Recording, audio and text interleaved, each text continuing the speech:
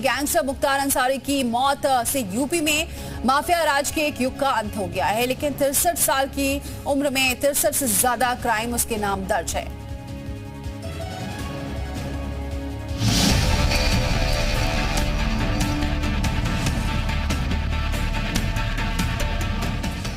अपराध की दुनिया के अध्याय का अंत। 63 साल की उम्र, 63 से ज्यादा क्राइम। मुख्तार अंसारी।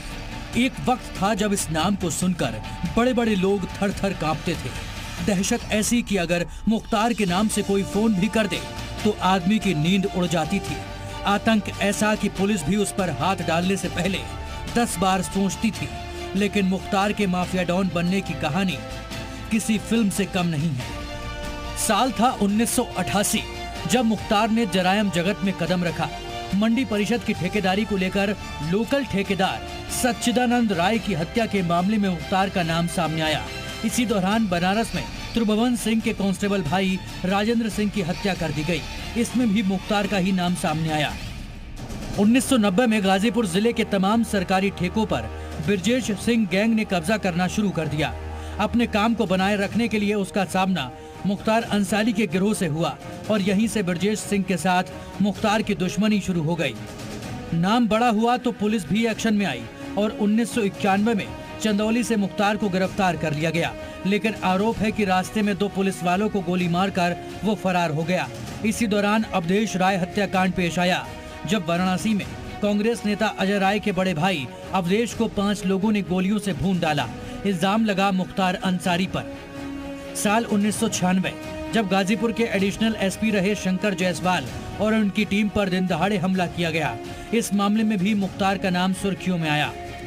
1996 में ही मुख्तार पहली बार विधायक बना और तभी से उसने ब्रजेश सिंह की सत्ता को हिलाना शुरू कर दिया।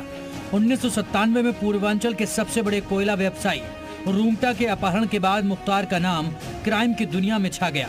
साल 2002 का विधानसभा चुनाव, कृष्णानंद राय ने मुख्तार के भाई अफजाल अंसारी को हरा दिया और इसी दौरान ब्रजेश सिंह ने मुख्तार अंसारी के काफिले पर हमला कराया, जिसमें मुख्तार के 3 लोग मारे गए और ब्रजेश सिंह घायल हो गया।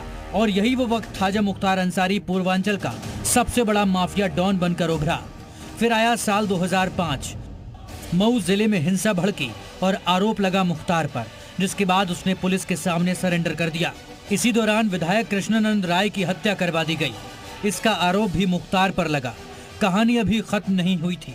साल 2009 में मुख्तार पर ठेकेदार मन्ना सिंह और उसके साथी राजेश राय की हत्या का आरोप लगा। इतना ही नहीं, 2010 में मन्ना की हत्या के एकमात्र गवाह राम सिंह मौर्य की भी हत्या कर दी गई। इसका इल्जाम भी मुख्तार गैंग पर ही लगा।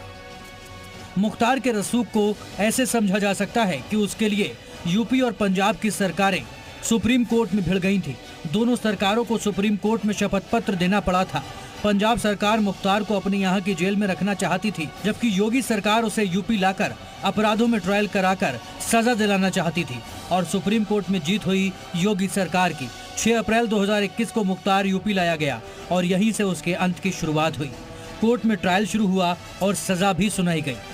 कोर्ट ने 21 दिसंबर 2022 को गैंगस्टर एक्ट में 7 साल कठोर कारावास की सजा और 37,000 का जुर्माना लगाया। 2 दिन बाद ही यानी 23 सितंबर 2022 को गैंगस्टर एक्ट के तहत 5 साल कठोर कारावास और 50,000 का जुर्माना लगा। 15 दिसंबर 2022 कोर्ट ने 10 साल के कारावास की सजा सुनाई और 5 लाख का जुर्माना लगाया। 29 अप्रैल 2023 गैंगस्टर एक्ट के तहत 10 साल श्रमस कारावास की सजा। 5 जून 2023 आजीवन कारावास और 1 लाख जुर्माना।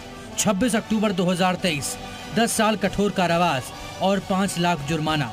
15 दिसंबर 2023 रूंगटा केस में 5 साल 6 महीने की जेल और 10,000 जुर्माना। 13 मार्च 2024 अवैध रूप से सशस्त्र लाइसेंस लेने के मामले में आजीवन कारावास के साथ 2,02,000 का जुर्माना। कहते हैं ना कि अपराधी कितना भी बड़ा क्यों ना हो, उसका सूरज डूबता जरूर है। मुख्तार अंसारी के साथ भी ऐसा ही हुआ। अपनी 63 साल की उम्र में उसने करीब 40 साल तक लोगों के बीच अपना आतंक बनाए रखा और अब उसके काले अध्याय का अंत हो चुका है। ब्यूरो रिपोर्ट, जी मीडिया।